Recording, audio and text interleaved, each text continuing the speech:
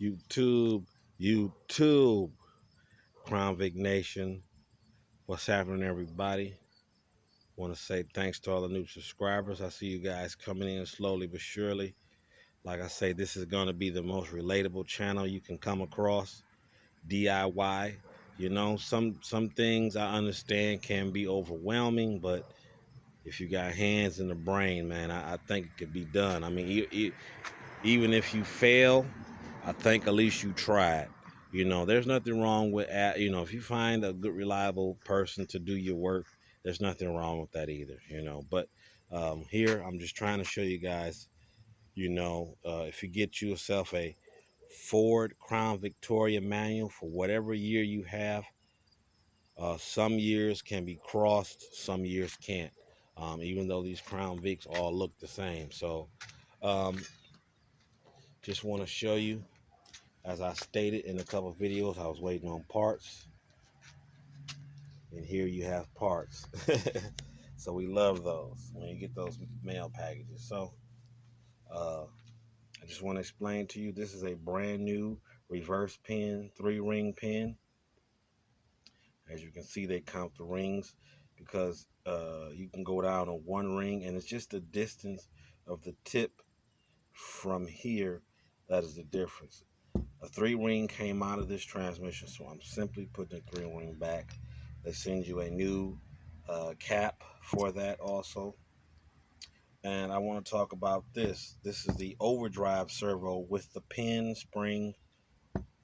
Now, if you guys saw my previous videos about the Overdrive pin and the Sonex reconditioning kit, you will see that this pin is going to be completely taken out and replaced. And there's a few things from this that will go on to this part. And this part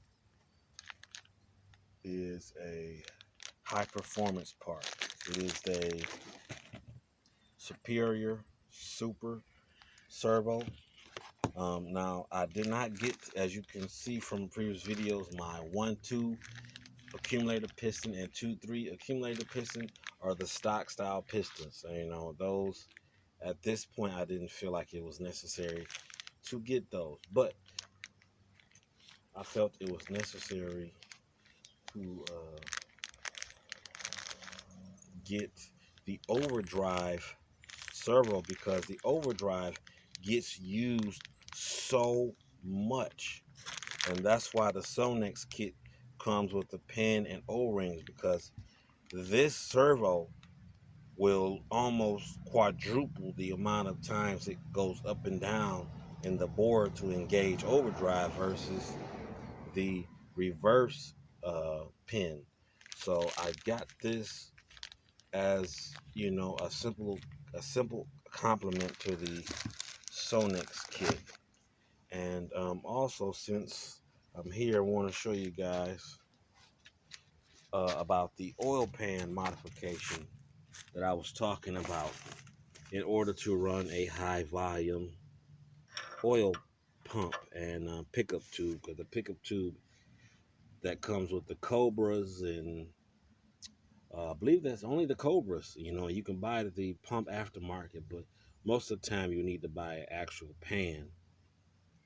So this mark right here is, I put a little bit of putty on the pickup tube of the high volume pump to see where it hit at, and this was where it hit at. I used a Sawzall, which I also been buying a lot of behind the scene tools. I was able just to cut that with a Sawzall. I'll probably go in there and just try to get the edges off of there just for the heck of it. It should not compromise the design of the pan. I mean, as you can see, this pan is a design for a specific reason. Sure, you could, if you can find a 0304 Cobra pan, you don't have to do this modification. But this is speaking for Crown Vic guys, that I simply pulled it on out, cut it out, and that's where it was. It was hitting right here. Yep, that's where it was hitting at, and I just cut the whole thing out. That way, I don't have to come back later and do that. And for you guys that were around, here is the valve body.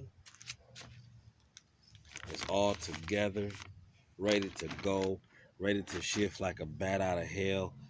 It's all torqued down, a new gasket. I didn't put any oil on here because this will go up against the bottom side of the transmission. So I did not put any oil on anything in here. That is the tough plate under there. And that's that. So now let's get to the meat and gravy of what I was trying to show you. Let me pause the video. So as you can see, everything that came off this Crown Vic is in the car. The black one is in the garage, so I didn't want to mix up any parts per se with that one. So what I'm gonna do is I'm going to turn the key on. I simply have a bottle over there. As you can see, the bottle is empty. There's nothing in that bottle. And I'm gonna show you guys we have fuel pressure with my setup. Here we go. Let's turn the key. There is 93 octane in there right now. As you can see, look, we have a little bit, definitely 93 for sure. As you can see, there might be a little rust in there. I'm not sure. I don't think so.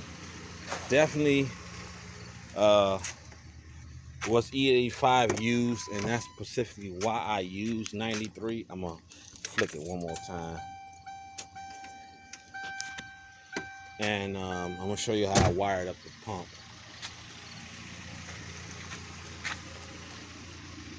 As you can see, we got more. Now let me go show you how I wired it up. That way you guys will know. All right, YouTube, we under the car.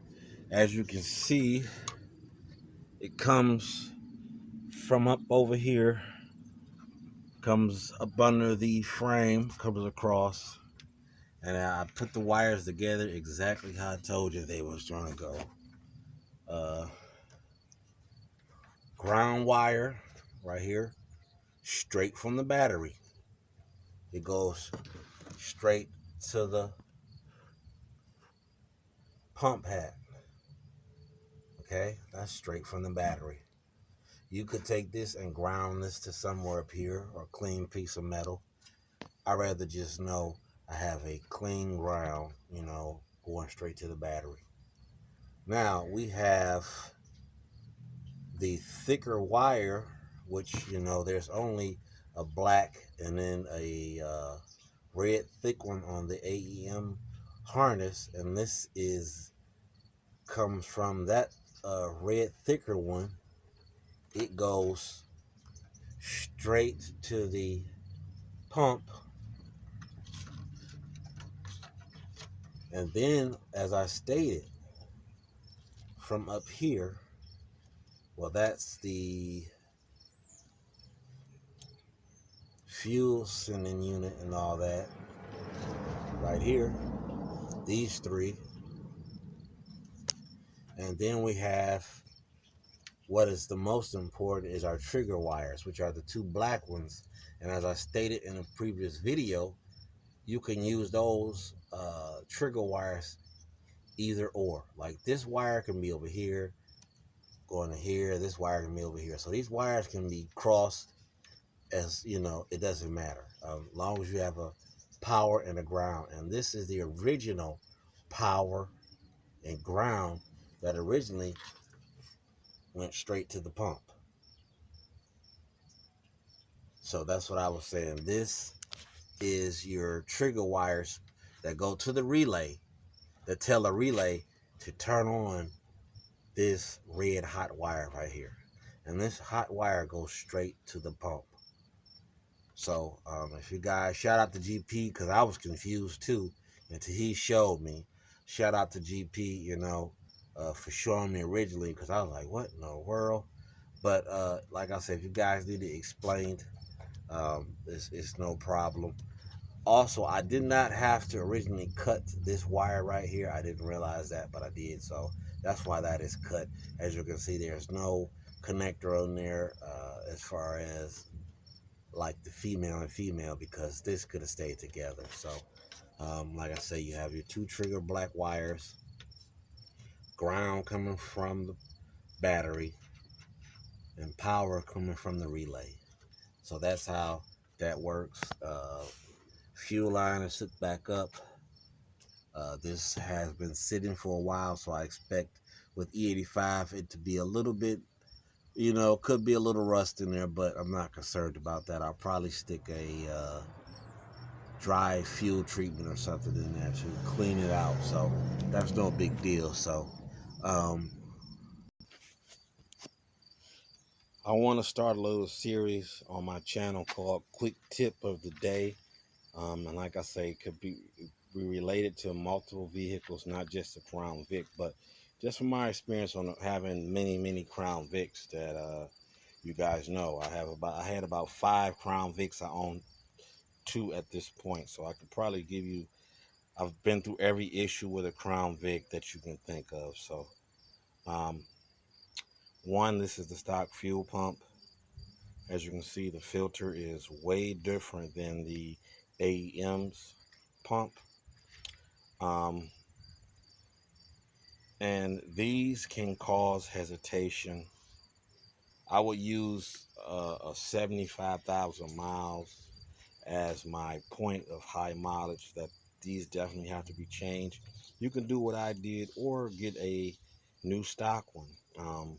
But these become weak over time. Definitely in police interceptors, they get turned on and off so many times because it's a heavy duty vehicle. Also, alternator.